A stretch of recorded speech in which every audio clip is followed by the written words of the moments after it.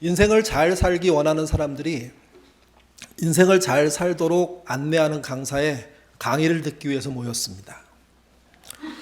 교수는 강의 중간에 회중 중에 한 명인 40대 여성 한 분을 앞으로 초대했습니다.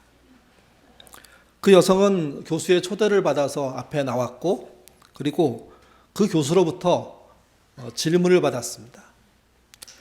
칠판에다가 그동안 친하게 지낸, 지금도 친한 20명의 이름을 쓰라는 거였습니다. 여성은 시키는 대로 20명의 이름을 적었습니다. 생각보다 빠르게 적었습니다. 그분의 관계가 나쁘지 않다는 의미이기도 했습니다. 그리고 교수는 20명 이래의 이름이 적혀있는 그 명단을 보면서 이렇게 질문을 던집니다. 이 중에 덜 친한 사람 한 명을 지우라고. 그 여성은 많은 고민을 하지 않고요, 한 명을 지웠습니다. 그랬더니 교수는 또다시 질문을 던집니다. 지금 19명인데 그 중에 덜 친한 사람 한 명을 지우라고. 그리고 그 숫자는 18명, 17명, 더 줄어들어서 10명, 그리고 7명, 8명, 7명, 6명 이렇게 줄어갑니다. 그리고 마침내 4명만 남게 됐습니다. 누가 남았냐면요, 아버지, 어머니, 남편, 자식입니다. 교수의 질문은 하면 할수록 무거워집니다. 부담스럽습니다. 처음에 지울 때는 그래도 쉬웠는데 지우는 걸 반복하니까 이게 쉬워지지가 않습니다. 20명은 그래도 많은 숫자였기 때문에 덜 친한 사람이라는 이름 속에 한 명 지우는 건 그렇게 괜찮았는데 숫자가 완전히 줄어들고 4명이 남게 되자 이건 보통 힘든 일이 아닌 겁니다. 교수는 잔인하게 또 질문합니다. 이 4명 중에 덜 친한 사람 한 명을 지우라고요. 누굴 지웠을까요? 설교 안에 다 나오죠. 아버지를 지웠습니다. 근데 여러분 생각해 보세요.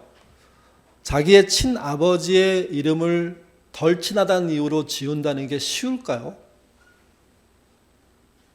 마음은 얼마나 복잡할까요?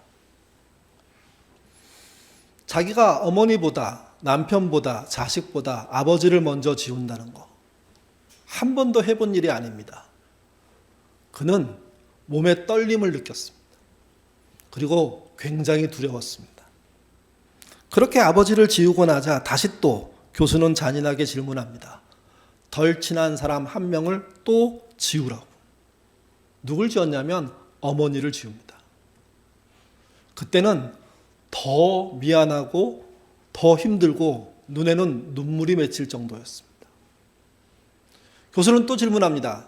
이제 둘 남았는데 그 중에 덜 친한 사람 한 명을 지우라고.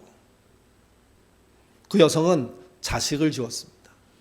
그리고 남편을 남겼습니다. 그리고 울었습니다. 강연장은 숙연해졌습니다. 그 여성이 혼자 그 질문에 답하고 있지만 그들 모두도 그 질문에 답하고 있었기 때문입니다. 그 여성의 답이 자기의 답과 같진 않지만 그런 선택을 할 줄 몰랐고 그런 선택을 하게 될 때 저런 결과가 나올 수도 있고 또 나도 나 나름대로의 결과를 내야 된다는 생각을 하자. 그 일은 다른 사람의 일이 아니었습니다. 나도 덜 치다는 이유로 가족을 지울 수 있게 되는구나. 심지어 자식을 지울 수도 있게 되는 거구나. 한참 울고 난 다음에 진정이 된 그 여성에게 교수가 질문했습니다. 남편을 가장 버리기 어려웠던 이유가 무엇입니까? 여인은 떠듬떠듬 대답했습니다. 같이 한번 읽어보죠. 읽겠습니다. 시간이 흐르면 부모는 저를 떠날 것이고 아이 역시 언젠가는 저를 떠나겠죠. 일생을 저와 같이 지낼 사람은 남편뿐입니다.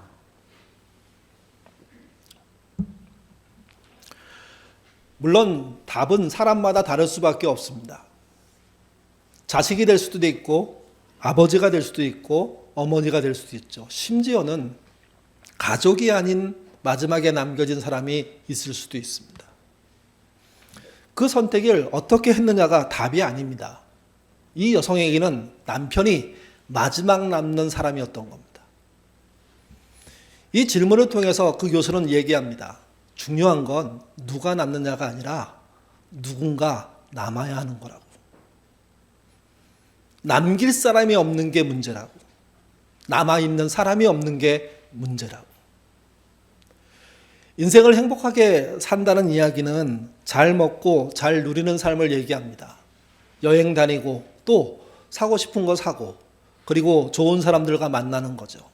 근데 사람이 자기 주변에 남는 것으로 평가할 때 사회생활이나 경제생활로 성공했던 사람들 중에 실패자로 남는 사람이 한둘일까요? 주변에 남는 사람이 하나도 없는 그런 사람이 한둘일까요? 고독사는 남 얘기가 아닙니다. 화려하게 멋지게 산 사람들까지도 혼자 죽을 수 있다는 두려움 때문에 이걸 어떻게 해결하지 고민한답니다. 정부도 이 일에 대해서는 이제 눈을 뜨고 그 일에 대한 대안들을 찾을 수밖에 없게 됐습니다. 왜 그러냐 하면 혼자 죽고 싶지 않지만 혼자 죽는 사람들이 넘쳐나기 때문입니다. 여러분에게 한번 질문 드리죠. 여러분의 마지막 순간에 여러분의 손을 붙잡아줄 누군가 있을 것 같으십니까? 아니면 생명부지의 의사나 아니면 홀로 세상을 떠나는 그런 두려움은 안 생기십니까? 예인 가족들 모두 정말 여러분의 마지막에 여러분의 손을 붙잡고 여러분의 얼굴을 바라보고 여러분이 떠남을 슬퍼하면서도 마지막 찬양을 불러주고 함께 기도하고 함께 울어주고 함께 다시 만나를 기대하는 사람들이 많은 삶 사셨으면 좋겠습니다. 그런 행복한 모습으로 여러분의 마지막이 준비됐으면 좋겠습니다. 그러기 위해선 우리의 현실 속에서 해를 마감할 때마다 무언가 매듭 짓는 인생을 살아야 됩니다. 매듭은 두 가지로 짓게 된다고 생각합니다. 하나는 묶는 것으로, 하나는 푸는 것으로. 묶어줘야 될 것은 잘 묶음으로 든든하게 갈 수 있습니다. 풀어줘야 될 것은 풀음으로 길을 열 수가 있는 거죠. 그런 삶이 제대로 반복되지 않으면 우리의 마지막 끝에 누가 있을지 없을지 상상이 안 갑니다. 그래서 그 삶을 잘 준비한다면 매듭, 이것에 대해서 생각할 필요가 있다는 겁니다. 바울도 죽음을 앞두고 곁에 두고 싶은 사람이 있었습니다. 바울은 참으로 기독교 역사에서 위대한 사람입니다. 누구도 생각해내지 못한 전도여행이라는 걸 시작했고 초기 교회에 지대한 영향을 끼쳐서 순식간에 교회가 이스라엘 예루살렘에서 시작됐는데 그게 소아시아로 그리고 유럽으로 퍼지는 기폭제 역할을 감당했던 사람입니다. 단 한 사람이 그 역할을 감당했다는 그 자체가 어마어마합니다. 그가 걸었던 길을 누군가 추적해서 실제 거리를 측정해 보니까 2만 킬로미터 정도 됐다고 합니다. 여러분, 지구의 둘레가 얼마큼입니까? 4만이 좀 넘죠. 지구의 반바퀴를 걸어서 복음을 전하는 일을 했다는 거죠. 그렇다고 해서 바울에 대한 평가가 성경 모두에서 좋은 건 아닙니다. 제자들도 바울을 꼭 좋아하진 않았습니다. 갈등 관계에 있는 제자들도 많았고 또 사람들 사이에서도 여러 가지 흉흉한 소문도 많았고 그리고 성경에서도요, 바울에게 있는 문제들은 낱낱이 고발당하고 있습니다. 성경이 좋다는 건 그겁니다. 어떤 사람을 무작정 추앙하지 않습니다. 잘못된 것, 어리석은 것, 부족한 것을 그대로 드러내준다는 겁니다. 그러므로 모든 사람이 결국은 비슷한 면면을 갖고 있구나 하는 점을 드러낸다는 거죠. 바울도 이제 죽음을 직감하고 있습니다. 그때 그가 어떻게 자신을 생각했는지 함께 읽어보시죠. 디모데후서 4장 6절에서 8절입니다. 읽겠습니다. 전제와 같이 내가 벌써 부어지고 나의 떠날 시각이 가까웠도다. 나의 선한 싸움을 싸우고 나의 달려갈 길을 마치고 믿음을 지켰으니 이제 후로는 나를 위하여 의의 면류관이 예비되었으므로. 바울의 참 멋있는 모습은 죽음이 다가오고 있다는 사실을 알면서도 전혀 두려워하고 있지 않습니다. 그는 명확합니다. 자신에게는 의의 면류관이 기다리고 있다고. 세상이 주는 칭찬이 아닙니다. 성공이 아닙니다. 하나님이 주신 칭찬입니다. 그분의 나라에서 받을, 사실은 이파리 종아리잖아요. 면류관이라는 게. 그거 하나 받으면 된다고 생각하는 그런 삶으로 그는 달려가고 있고, 그 달려가는 길을 이제 마치겠다고 얘기하고 있는 겁니다. 6절에 이렇게 말합니다. 전제와 같이 내가 벌써 부어지고 나의 떠날 시각이 가까웠도다. 전제란 제물을 바쳐서 드리는 제사를 말합니다. 제사를 드리기 위해서 제물은 죽어야 됩니다.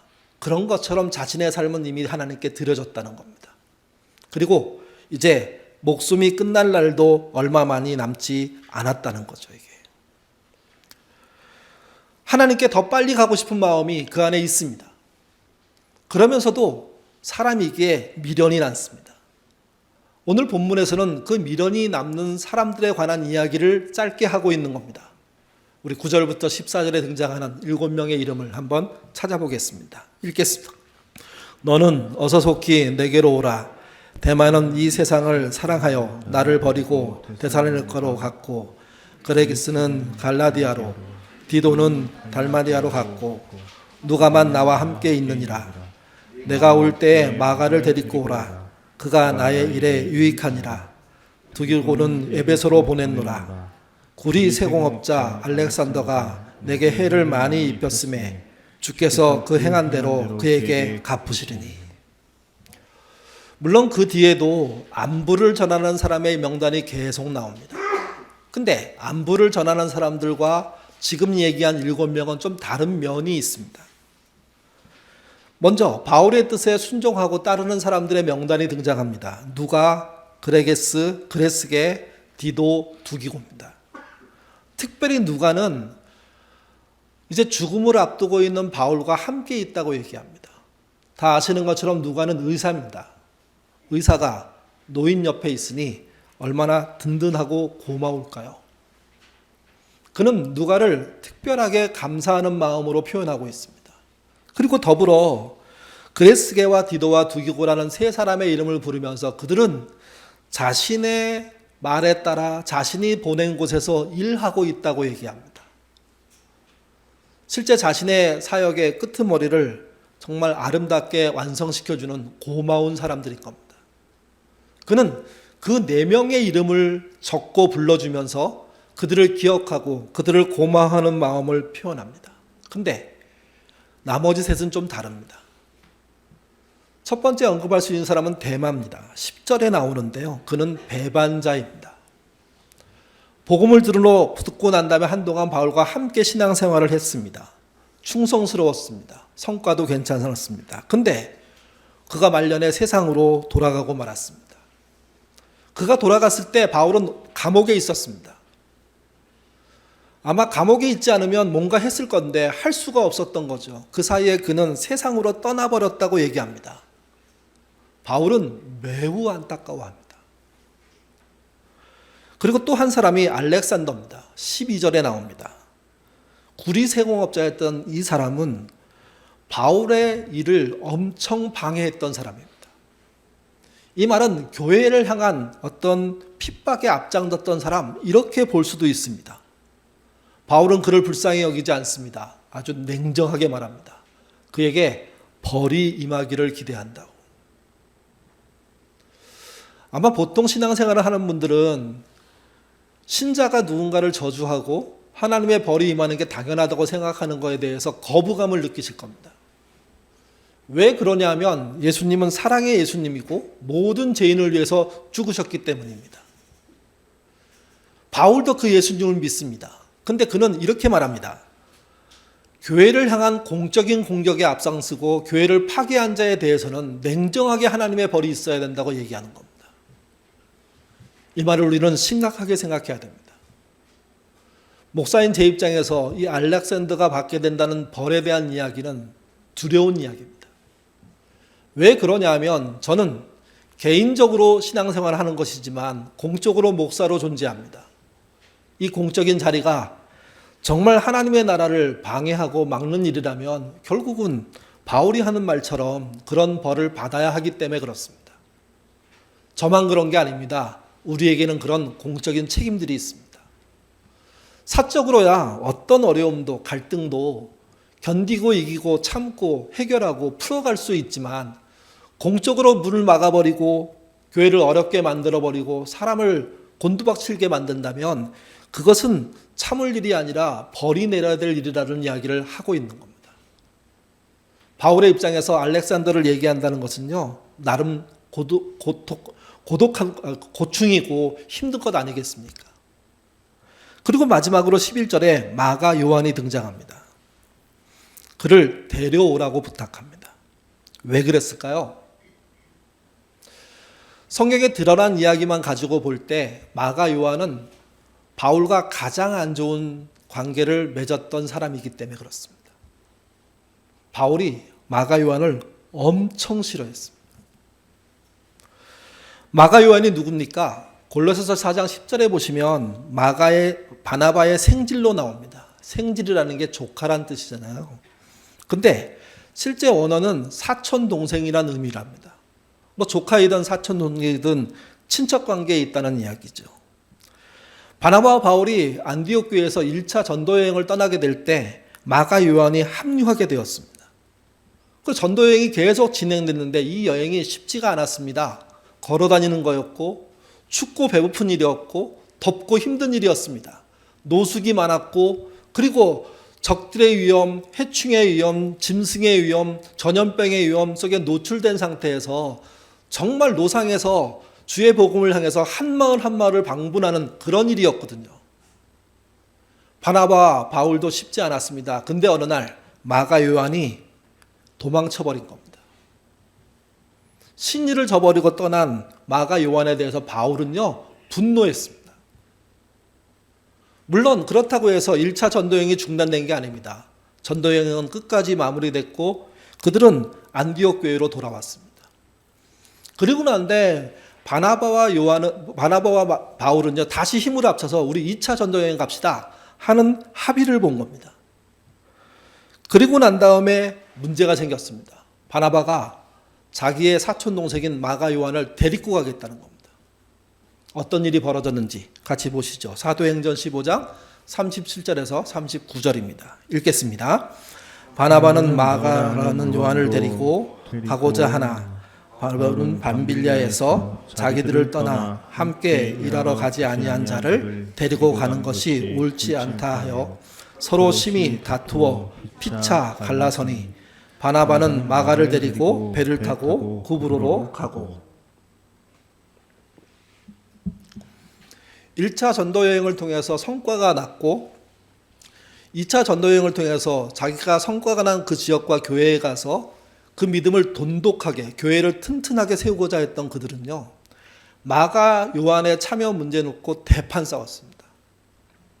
주먹질한 건 아니지만 심각할 정도로 언쟁을 벌였습니다. 한쪽은 데려가야 한다. 한쪽은 말도 안 된다. 그리고 그들은 서로 결별했습니다. 물론 완전히 원수가 됐다는 의미는 아닙니다. 결별하는 차원에서 이 문제를 수습해버린 겁니다. 그리고 바나바는 신속하게 마가 요한을 데리고 1차 전도여행 때 갔던 그 길을 먼저 떠나버렸습니다. 아마 바울은 크게 당황했을 겁니다. 뭔가 기회가 있을까 생각했을지도 모릅니다. 근데 이미 떠나버렸으니 바울도 신라라는 일꾼을 같이 섭외해서 그래서 늦게 출발합니다. 근데 이미 마음은 비틀어졌고 의견은 틀어졌기 때문에 바나바와 마가 요한이 간 길로 가지 않고요, 다른 길로 갑니다. 다른 길로 1차 전도여행 때 섬겼던 교회를 찾아가는 거죠. 그래서 바나바가 갔던 역방향으로 돕니다. 전도여행은 나름 성과 있게 진행이 됩니다. 두 여행의 차이, 1차 전도여행과 2차 여행의 차이를 성경을 통해서 보면 하나의 차이가 있습니다. 물론 참여한 사람의 차이도 있지만 성령의 주도냐 아니면 인간의 기획이냐 하는 차이가 있습니다. 1차는 철저하게 성령 하나님의 주도였습니다. 그들이 전도여행이라는 생각을 하지 못하고 있을 때 성령은 교회에서 바나바와 바울을 세웠고 그리고 그들이 전도여행 가도록 밀어붙였습니다. 거기에 순종한 겁니다, 그들은. 그리고 성과가 난 거죠. 근데 2차 전도여행은 성령의 이끄심이 아니라 허락이 아니라 어떻게 시작이 됐냐면 본인들의 낸 성과를 확인하고자 시작이 된 겁니다. 사람들의 마음이 이미 들어간 거죠. 그리고 중간에 싸움이 일어난 겁니다. 왜? 그분이 시키는 일이 아니라 내가 내 성과를 챙기는 일이기 때문에 바울과 바나바 마음속에 이미 사심이 들어가 있었고 그 사심은 서로에게 경쟁을 불러일으킨 것 같고 누가 주도권을 갖냐 이 문제를 통해서 어려움이 생긴 겁니다. 그래서 2차 전도여행 속에 성령이 어떻게 이끌었는지에 대한 이야기가 초반에 전부 보이지 않습니다. 성경은 바나바의 이야기는 아예 기록하지 않습니다. 바울의 이야기를 기록하죠. 바울이 소아시아 지역 가서 복음을 전달하는데요. 어느 날 성령을 만납니다. 사도행전 16장 6절에서 10절 같이 읽겠습니다. 성령이 아시아에서 말씀하시는 전에 못하게 하시거늘 두로아로 내려갔는데 밤에 환상이 바울에게 보이니 마게도냐 사람 하나가 서서 그에게 청하여 이르되 마게도냐로 건너와서 우리를 도우라 하거늘 바울이 그 환상을 보았고 우리가 곧 마게도냐로 떠나기를 힘쓰니 이는 하나님이 저 사람들에게 복음을 전하라고 우리를 부르신 줄을 인정합니다. 첫 번째 선교여행은 터키 지역, 소아시아 지역에서 진행이 됐습니다. 그러니 당연히 사람이 기획한 두 번째 선교여행도 소아시아 지역에서 진행이 돼야 됩니다. 근데 소아시아 지역에서 복음을 전하고 있는 바울의 앞길을 성령이 자주 막아서십니다. 일이 꼬이거나 어려워지거나 갈 수가 없게 되거나 이런 일들이 반복해서 발생하는 겁니다. 그리고 어느 날 그가 잠을 자다가 환상을 보게 됩니다. 그때 유럽 지역에 있는 곳에서 자기를 부르는 환상을 보게 되는 거죠. 그리고 그들은 드로아로 내려가서 결국 유럽으로 들어갑니다. 그리고 유럽에 들어가서 첫 번째 도시인 빌립보에서 우리가 잘 알고 있는 자주장사 루디아라는 사람을 만나 복음을 전하고 유럽 첫 번째 세례를 베풀게 되는 거죠. 여기서부터는 바울의 계획이 아닙니다. 성령의 이끄심을 따라였습니다.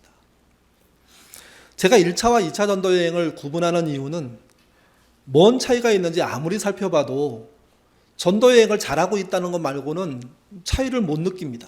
근데 성경은 명확하게 말합니다. 성령에 의해서 출발한 것과 사람의 계획에 의해서 출발한 것, 그리고 중간에 성령이 계획한 것의 차이가 어떤 것이냐 하는 겁니다.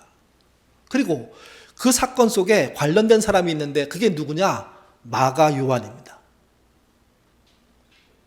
마가 요한의 문제 때문에 의기투합했던 바나바와 바울이 싸웠고 그래서 서로 갈라졌고 그래서 마음대로 자기의 뜻대로 자기의 성과를 챙기기 위해서 움직였는데 하나님이 성령님이 막아 서신 거죠. 이게. 성경에서 사람들이 하나님의 이름을 스스로 불렀을 때가 있습니다. 그때가 언제였냐면 형이 동생을 죽인 사건 이후입니다. 창세기 4장 25절부터 26절에 처음 하나님을 부른 사건에 대한 기록이 있습니다. 같이 읽겠습니다. 아담이 다시 자기 아내와 동침하매 그가 아들을 낳아 그 이름을 셋이라 하였으니 이는 하나님이 내게 가인이 죽인 아벨 대신에 다른 씨를 주셨다 함이며 셋도 아들을 낳고 그 이름을 에노스라 하였으며 그때 사람들이 비로소 여호와의 이름을 불렀더라. 하나님이 창조하신 두 사람 아담과 이브가 두 아들을 낳았는데 첫째가 둘째를 죽이는 사건이 벌어졌습니다. 생각해 보십시오. 하나님의 창조가 완전히 실패했다는 이야기를 그들이 드러내버린 겁니다. 그리고 그들은 죽지 않았습니다. 살 수밖에 없었고 또 아들을 낳았습니다. 그 이름이 셋입니다. 셋째 이름이 셋인 거죠. 그 셋이 태어나서 자라고 난 다음에 결혼을 합니다. 그 중간 모든 이야기는 생략돼 있고 셋째가 아들을 낳아서 이름을 지었는데 이름이 에노스다 하는 이야기가 등장합니다. 그리고 그 다음에 이렇게 말합니다. 그때 사람들이 비로소 여호와의 이름을 불렀더라. 도대체 어떤 아이가 태어났길래 그 시대 사람들이 하나님을 찾기 시작했을까요? 아무리 뒤져봐도 증거는 없습니다. 하나밖에 없습니다. 에노스라는 이름밖에. 그 에노스의 뜻이 죽을 수밖에 없는 존재라는 의미입니다. 사람은 죽을 수밖에 없어라는 깨달음을 얻고 난 다음에서야 그러면 나는 어떻게 되는 거야 하는 생각을 하게 됐고 그때서야 하나님의 이름을 부를 수 있기 찾기 시작했다는 거죠. 사건은 벌어졌고 사태는 심각하지만 그래도 희망적인 것은 새로운 시대를 열 수 있는 교훈을 얻었다는 겁니다. 마가와 관련된 이야기 역시도 그런 겁니다. 바울은 마가를 용납할 수가 없었습니다. 정말 그에 대해서 미움이 가득 찼고 그래서 자기를 이끌었던 선배인 바나바와 갈라설 정도였습니다. 그 이후 바나바와 바울은 만났는지 만나지 못했는지 잘 알 수가 없을 정도로 성경은 어떤 표현도 별로 해주지 않습니다. 서로는 존중은 했겠지만 함께하는 일은 쉽지 않아 보였던 거죠. 근데 바울이 죽게 됐을 때 그가 했던 이야기 중에 특별히 7사람 이야기 중에 한 명이 마가 요한이고 나는 그를 보고 싶다라는 이야기를 남깁니다. 선배로서 후배에게 매듭 지어주는 거죠. 또는 매듭을 풀어주는 거죠.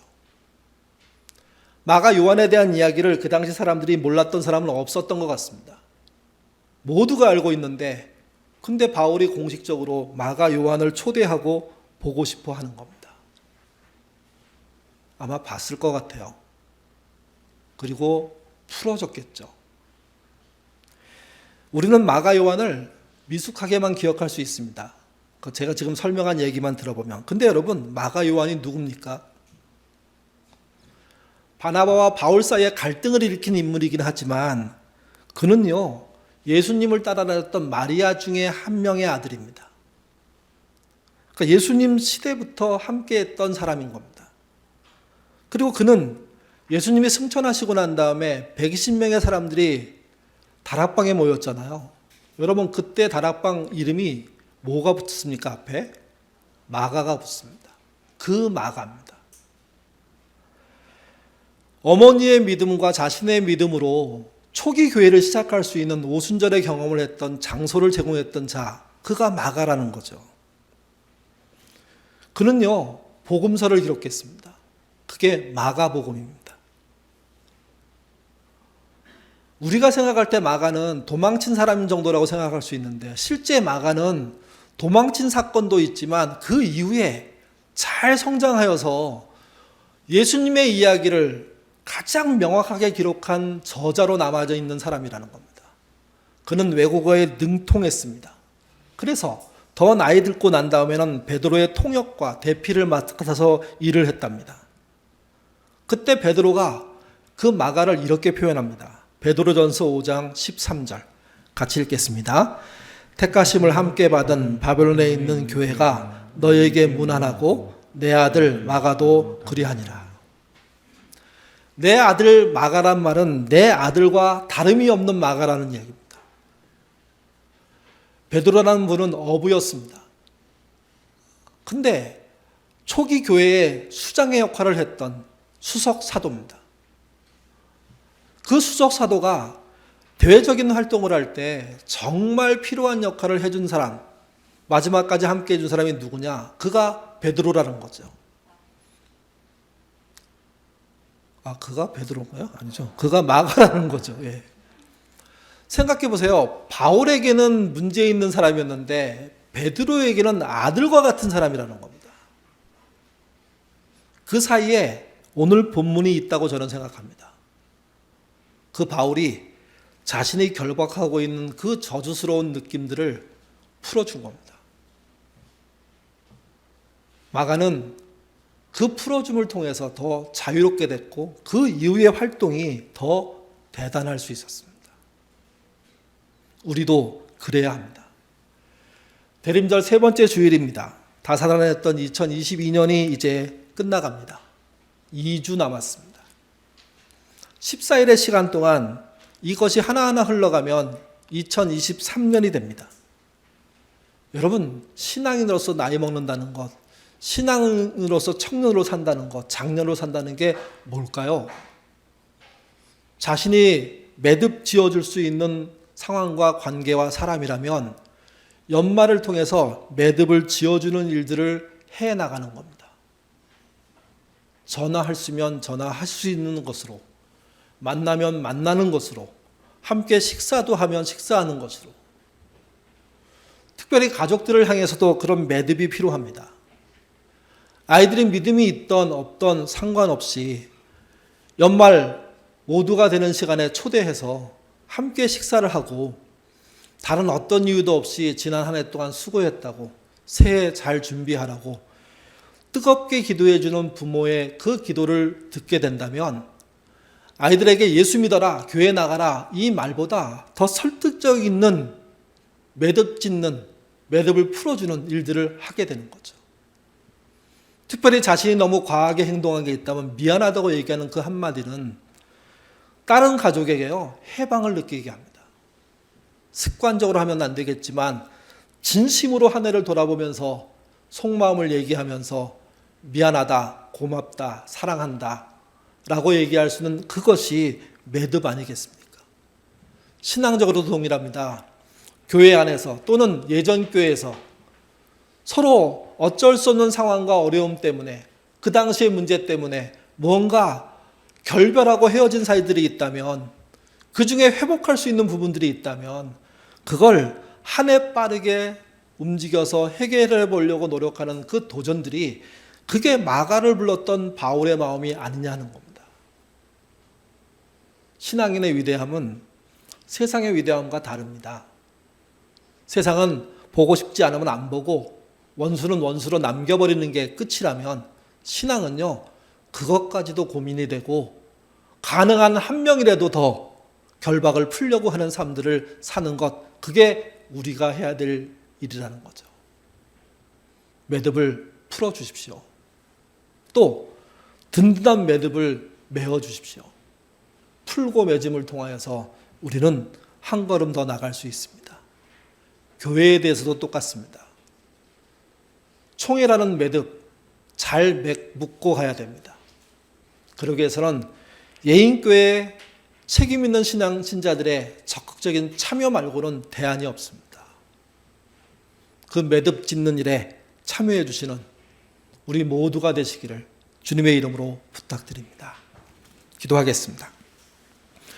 자비로우신 아버지 하나님, 은혜와 사랑을 감사합니다. 2022년도 이렇게 끝나갑니다.